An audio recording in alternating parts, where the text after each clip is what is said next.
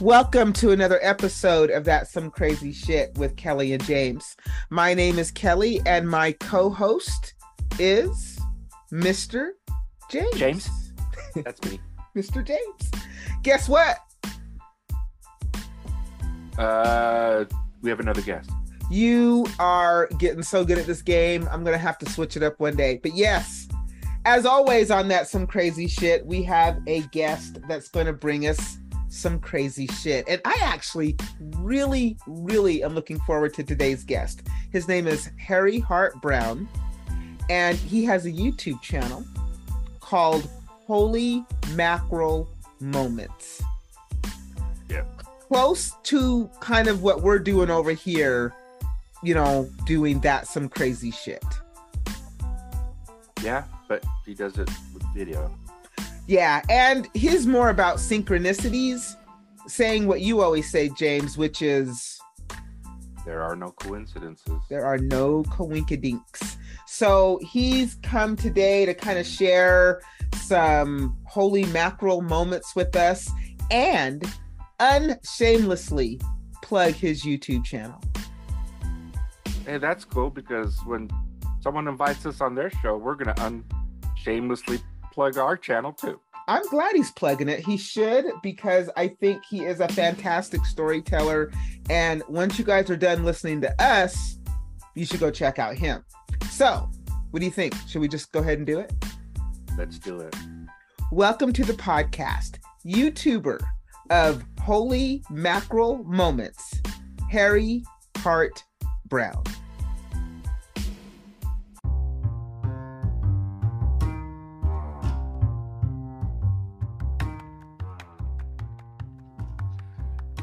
So thank you, Harry, for being with Kelly and I on our podcast. How are you? I'm good. Thank you for having me. I enjoy listening to your shows. Oh, I'm glad. Thank Well, you. how many did you listen to? Well, one. I'm One or glad two. But I listened to the whole damn thing. Well, Pardon thank me. you. We appreciate it. We appreciate it. Well, I wanted to get in the mood for today. So what caught my eye was your interview with Wajid Hassan, Oh, the mystic, yogi mystic. Mm-hmm. yeah. And now I'm high as a damn kite because he kept saying, people don't know how to pray. And Kelly said, well, how do you pray? And he said, well, usually our hands are clasped and we're leaned over, but we're, closing off the energy when we do that in the conventional way.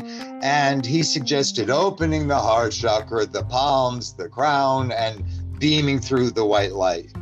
So I've been doing that all morning, and now I'm high as a kite from all the white light. Oh, excellent.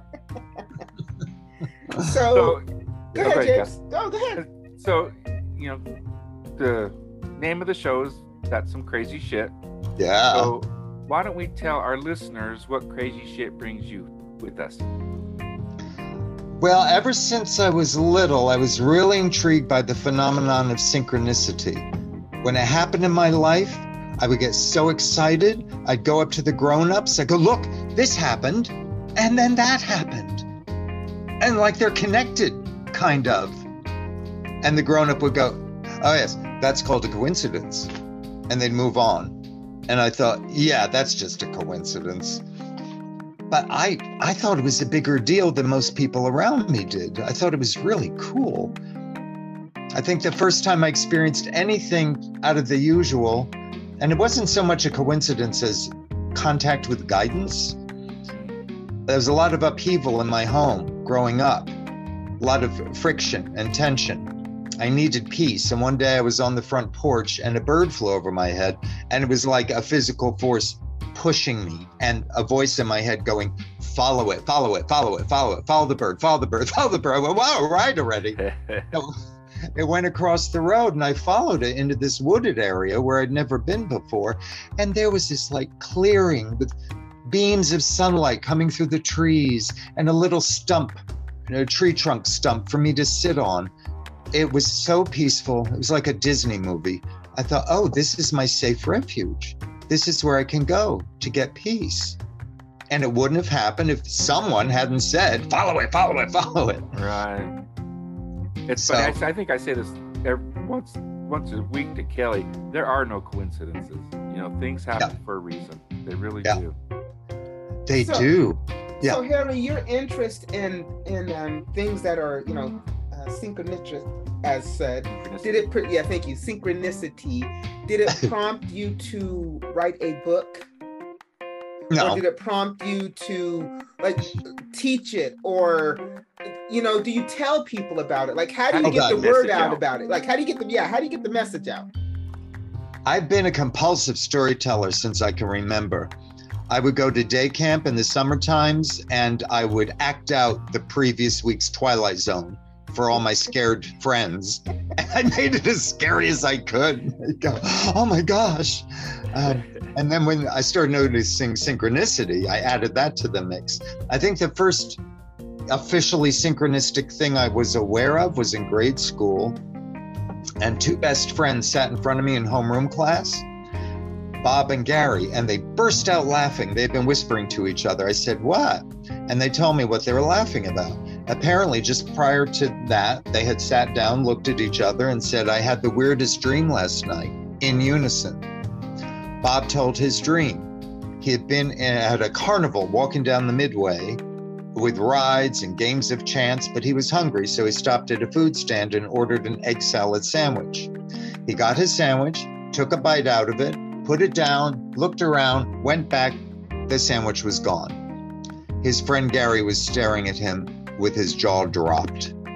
And Bob said, what? And Gary said, my dream was that I was in my basement and it was empty except for a refrigerator. And when I opened it up, there was nothing in it except an egg salad sandwich with a bite taken out of it. So I ate it. Bob said, you ate the rest of my sandwich. And I went, whoa, that is too cool for words. That is some crazy shit. I probably actually thought those words at that age.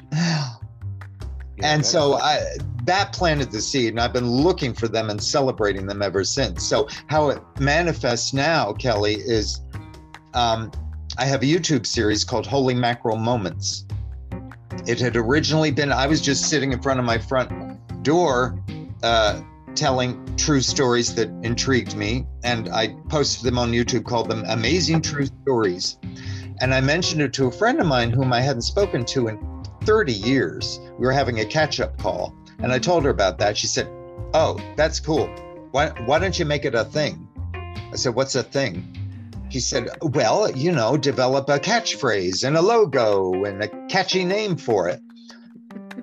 Well, I came up with Holy Mackerel Moments. And because I'm an actor, I had an agent who taught me how to do self-tapes because of COVID. And so I had to download an editing program and learn how to lop off the beginning and the end of my little audition tapes. But that planted the seed for my love of editing. And when I started doing a pizzazzy version of Amazing True Stories called Holy Mackerel Moments, I thought, damn, I can add video clips for our short attention span culture and make it really like full of bells and whistles and shiny things. And I kind of love retro stuff, being a baby boomer. So a lot of the clips I add are old-fashioned things, but just fun as heck. And they kind of, I don't want them to detract from the story, but hopefully they kind of enhance it. And they work together well to make an entertaining yet thought-provoking offering. So where do you get your stories from? Yeah, where do you get the stories from? Oh, you name it. I read, kids tell me them. I experience them myself. You want to hear some of my top favorites? Yes. Oh, heck yeah, definitely. Deirdre was 4 years old. Deirdre loved nothing more than to watch the Little Mermaid movie on the video, back when they had videotape, with her father. Every night, he'd say, what do you want to do? She said, I want to watch the Little Mermaid again. He said, we watched it last night and the night before. She said, I know, I want to watch it again. So they'd always watch it. That was their bonding time together. Very special for both of them. Her father died suddenly of an illness. Deirdre was inconsolable. She stayed in her room. Her mother didn't know what to do. She wanted to distract her, yet not negate her grief. So she got an idea. She said, Deirdre, why don't we go to Kmart and pick up one of those helium balloons and send a balloon up to heaven? and maybe Daddy will get it. She got so excited. So they went to Kmart, and she, of course, chose a Little Mermaid balloon, brightly colored Disney Little Mermaid. And she and her mother wrote a note to whoever might find it, explaining about the father in heaven and birthdays. Her father's birthday was coming up, and so was hers the month after that, all this stuff. Put it in an envelope, sealed it in protective plastic, tied the whole thing to the string of the balloon, and released it from their backyard in Lone Pine, California. At one point, they watched it till it disappeared, and Deirdre said, Mom, I think I saw Daddy just grab it up into heaven. She said, oh, good, honey, good. Weeks went by. Father's birthday happened, no response. Her birthday happened, no response. Then she just really withdrew and spent all of her time in her room because she kept saying to her mother, when's Daddy going to answer our balloon? And it didn't happen until one day in the mailbox was a package addressed to Deirdre with a note for her and a note for the mother. And the note to Deirdre said, hey, honey, we found your balloon and we know how much you miss your daddy. We're not sure they have stores in heaven, but we know because you both love the Little Mermaid so much that he would want you to have this. And we bought it for you for a late birthday present. Happy birthday. And it was a Little Mermaid book.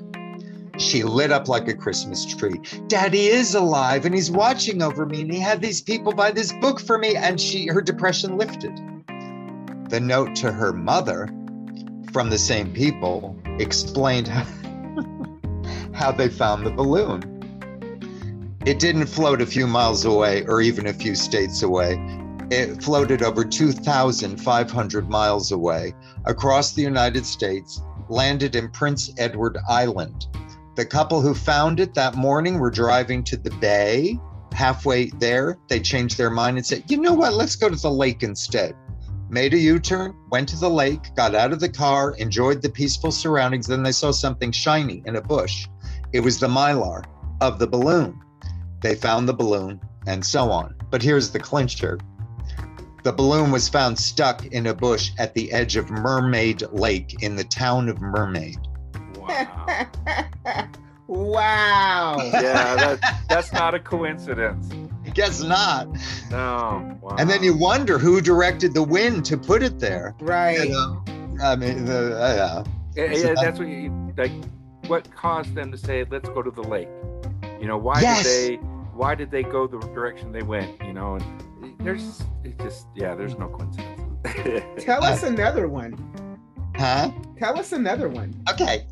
I love the showbiz ones. Being an actor and living in Hollywood or near Hollywood, these things that come together.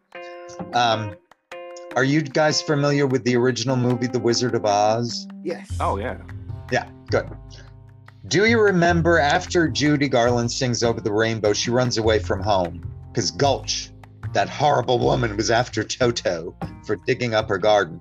So she runs away and she comes to a man in the woods. He has a trailer and he's roasting a hot dog and Toto grabs it off the stick and Toto, that's not polite. We haven't been asked yet. And the man says, oh, and on the trailer it says Professor Marvel, healing elixir and fortune teller. And so he brings her into the trailer and puts on a turban and says, I'll tell you a fortune. He gets out a crystal ball. He says, close your eyes. And while her eyes are shut, he rifles through her basket and finds a picture of Auntie M and goes, oh, I see an older lady with a polka dot dress. She misses someone dear to her, a younger person who's perhaps run away. He put two and two together. She said, that's Auntie M. She misses me. I have to go. And then she runs away just as the cyclone hits. Victor Fleming was the director of that film. And he made it very clear to the wardrobe people, he wanted everything pre-cyclone in Kansas to be stark and barren and black and white and bleak, so that it would contrast dramatically with Oz and Munchkinland and Emerald City, which is bright Technicolor. And similarly, he wanted the costumes to reflect that. He said, I don't want you to create stuff in wardrobe for these farmers on the Kansas farm. I want you to go to every secondhand store, thrift store, used clothing store in Los Angeles, and bring me back real farm clothes for the farm hands and Uncle Henry and Auntie Em. Now, for Professor Marvel, of course, he wasn't a farmer. He was a city slicker. But he's a little down on his luck. His glory days have passed. So for him, I want a costume that's grandeur gone to seed, elegant, but now faded. It's a very specific look. So the wardrobe people said, okay. And they came back with racks of hundreds and hundreds of jackets for the Professor Marvel character. Fleming went through each one with a fine-tooth comb, and he found himself continually coming back to one particular jacket. It was a Prince Albert jacket. It was very elegant, but the collar was slightly frayed. The black broadcloth was now a strange tint of green because it was so old. And he said, this is the look I want. I hope it fits the actor. Frank called him Frank Morgan, who not only played Professor Marvel, he played the Wizard himself and 4 or 5 other characters in the movie. He came, the jacket fit him perfectly, and they said, that's it. That's the one we'll use, and that's the one we see in the movie. Here's what happened. During a day of shooting, the lights were very hot, and there was no makeup person close by to dab his forehead to get the perspiration off. So Frank Morgan reached in the pocket of the jacket. There was a handkerchief. He dabbed himself and was about to return the handkerchief to the pocket when he saw he pulled the lining out. When he took out the handkerchief, and sewn to the lining was the name tag of the original owner of the jacket. And the original owner of the jacket was L. Frank Baum, the man who wrote The Wizard of Oz. Wow. That is crazy. Oh, yeah. It's not some crazy shit. That is really crazy. I know. They couldn't believe their eyes, and they got a letter from Baum's widow, who was still alive, and the tailor of the jacket who made the jacket, confirming that it had belonged to L. Frank Baum years before. That's incredible. Wow. Yeah, that is incredible. Tell us another one. Let me check my notes. Well, I Love Lucy. Oh. I love Lucy. After school. Yep, me too. She and Desi were really put through the ringer to sell their sitcom to the network. They didn't believe a Cuban man would make a believable husband for the, fair redhead, but they were in love and they were talented and they knew they had something. So to prove that audiences would buy this couple, they toured the United States with a vaudeville show doing sketches, and they got huge rave reviews, and they showed that to CBS. I think it was CBS. They said, okay, we'll give it a try, but they were still very reluctant and hesitant. The law required that they get insurance to cover the show. It was very expensive, and CBS would not spring for the insurance. If you want to do this project, you buy the insurance. They didn't have the money. And the only conceivable way they could pay for it would be to mortgage their house and put it up. And they knew if the show failed, they would lose their house. And they'd have to go back east and forget their Hollywood dream. Backtracking to Lucy's MGM days before they even thought of a TV show, she made movies at MGM, and one of the women she really looked up to was Carole Lombard, who was a glamorous, very gifted blonde beauty of an actress who was very gifted in comedy. She was about 10 years older than Lucy, and Lucy really looked up to her. She was married to Clark Gable. In World War II, Carole Lombard was in a plane to sell war bonds to support the effort, and the plane crashed, and she died suddenly in the plane crash. Now let's go back to Lucy and Desi tearing their hair out over, do we put the house up or not to buy this insurance? They stewed over it night after night, and they had to make a decision soon. And Lucy had insomnia. She was tossing and turning. She finally fell asleep one night, and the moment she did, Carole Lombard walked into her bedroom. She said, I knew I was dreaming because Carole had died 6 years earlier. But I adored this woman, so I paid attention when she sat on the foot of my bed and looked at me. And in my dream, she said, Lucy, it's not a problem. Sign the papers. You'll never regret it. Go ahead with the show. Sign the contract for the mortgage, for the loan, for the series. And she woke up, said, Desi, we're going to do it. We're going to take the leap of faith. We're going to do it. And they signed all the papers, and the rest is history. But we wouldn't have I Love Lucy without Carol Lombard coming to Lucy in that dream. And just a side note, we wouldn't have Star Trek because their production studio, Desilu, did Star Trek. No kidding. Yeah.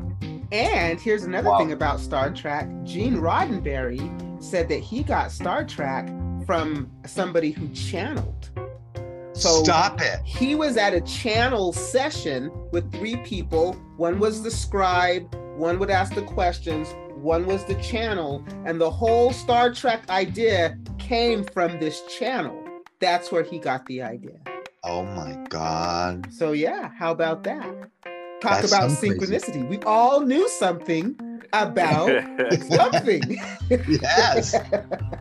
Where did you hear that? That should be bigger news. People should know about that. I followed this other podcast I used to, and I cannot think of the guy's name, but he talks about all things kind of spiritual. And one of the things he talks about is the channelings of an entity called Ra. And Ra was channeled by 3 people. It was a man, 2 men, and a woman. I can't think of any of their names right now. But in one of their channeling sessions, they talked about all the things that we talk about in Star Trek.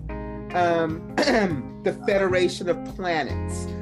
All of these ideas, all of these things were things that Ra had talked about as being real things. And Gene Roddenberry just happened to be there and wrote them down. And voila, we have Star Trek.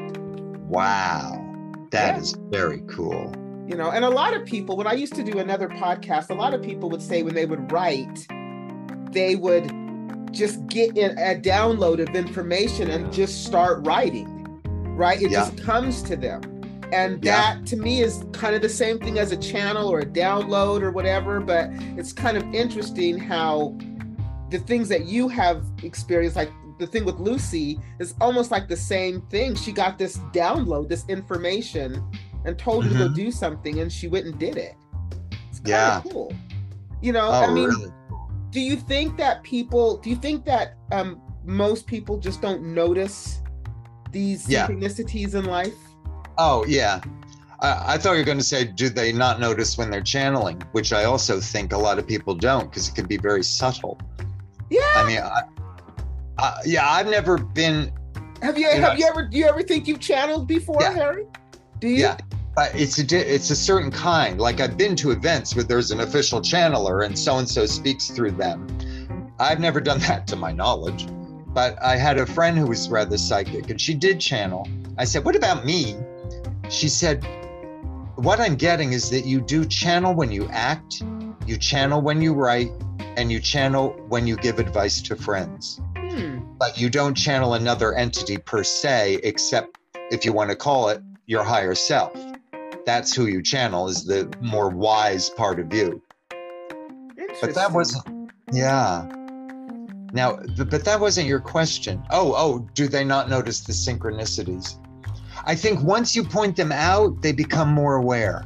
And then they give it more importance and take more delight in it. And that draws to them more synchronicities. You know, the whole thing, what you focus on expands. Like I told a group of kids once about a dream a friend of mine had.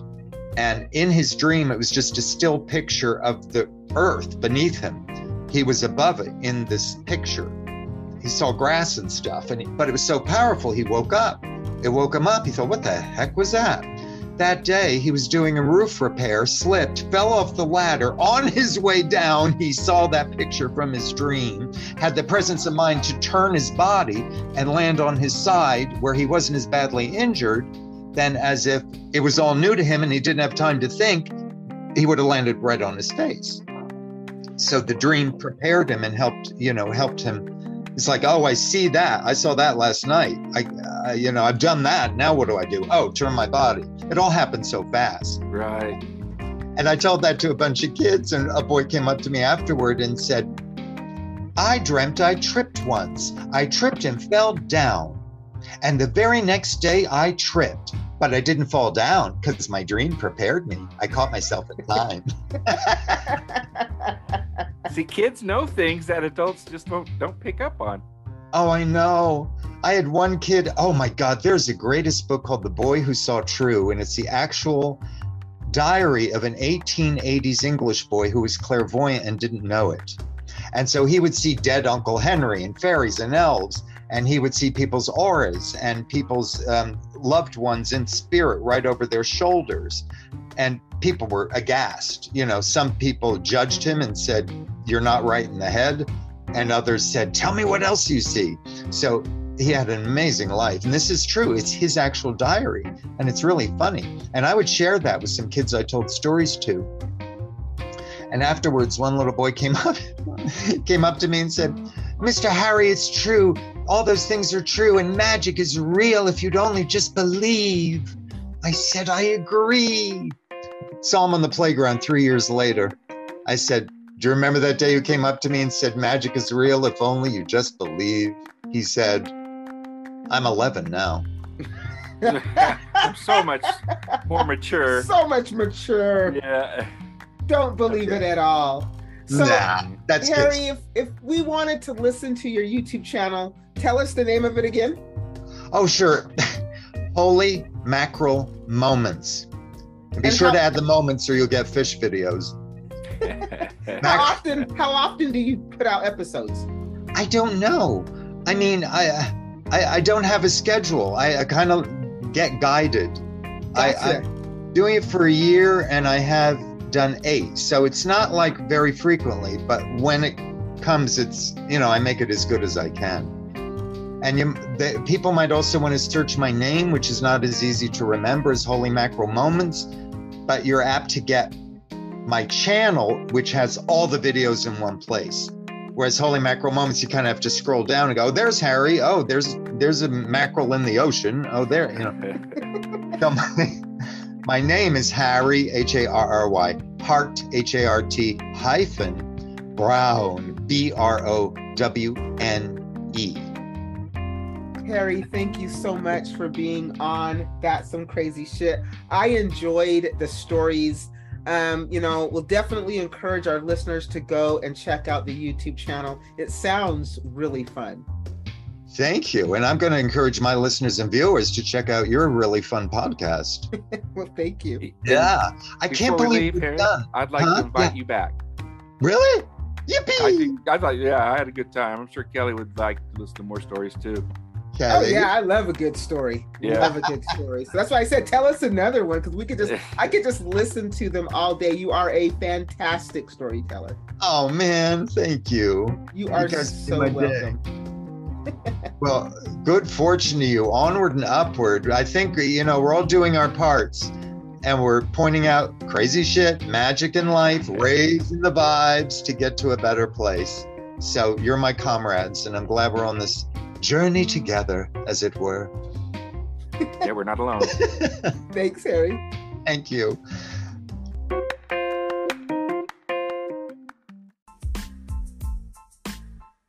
Now, am I correct in saying that we were his first podcast? We were his first one. We were his first. When he reached out to us to be on the podcast, we were his first screen call ever.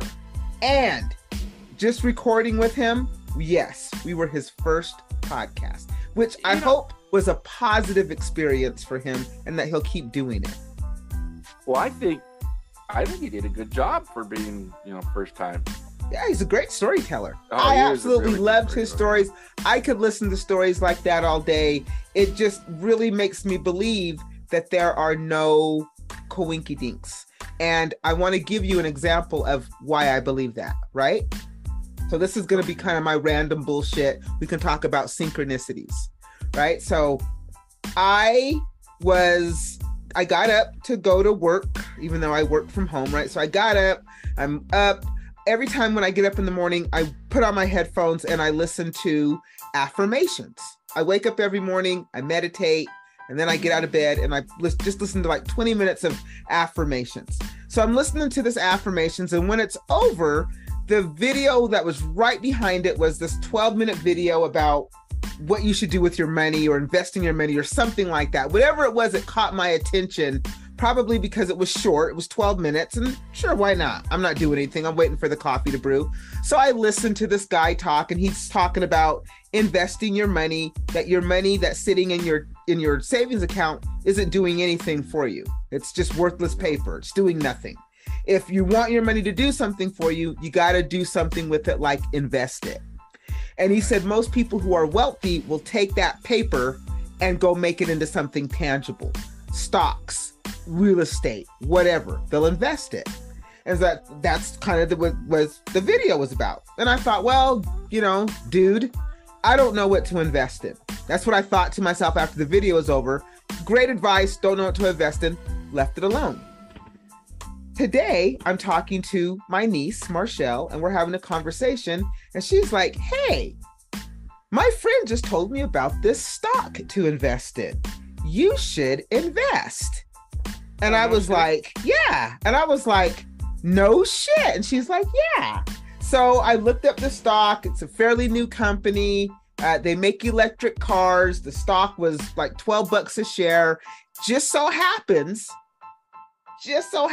I had gotten an email reminding me that I have a dormant E-Trade account. Oh, hey. Okay, so hold on. Let me catch the listeners up then. You're thinking about investing. Marshall, your niece, says, hey, I have a... First I get I wasn't even thinking about investing. I saw the video. Okay, well, that triggered it. Right, that triggered it. And then the call, and then your E-Trade account reminds you that you have one. Right. So I go to the E-Trade account. I have like $116 in there, which I had completely forgot about, mind you, right? And I buy like 10 shares of this stock. But it was kind of funny because it was all it just kind of worked out. It was all very, synchronicity? Synchronized. Yes. So, yes, I don't believe any of that was a coinkydink. I know, huh? When people, oh yeah, it was a coincidence. No, too many factors. Yeah. So I just thought that was kind of cool. And it's funny because the more and more that we do this podcast, we find ourselves having synchronized moments. I know, James, I am literally starting to read your mind. I know, and it's pissing me off. You got to at least let me say what I'm thinking. I am sorry. Serious. Because there's sometimes I'm going to tell you shit, and then you tell me, and I'm like, well, you fucking let me say it first, so at least I'm participating. Well, I am sorry, but I just wanted to share that was that's some crazy shit moment. I just thought that was a weird moment that happened today. You are the first to know about it. And you shared it with our listeners. And I shared it with the listeners. Otherwise, I think we should just wrap it up.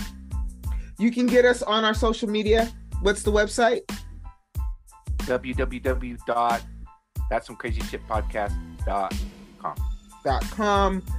You can check out all of our social media because we are on Facebook and Twitter and Instagram and LinkedIn and even a YouTube channel. Although the YouTube has no video, you can still listen to our awesome voices. And then you could picture what we look like, and then when we do video, you can say, God damn, James is as handsome as I thought he was. That's what I would say. See? So you're right, dude. Wait for it, people. Wait for it. At any rate, what do you think? Time to wrap it up. Do your thing. All right, then. Until next time, people, keep your minds open.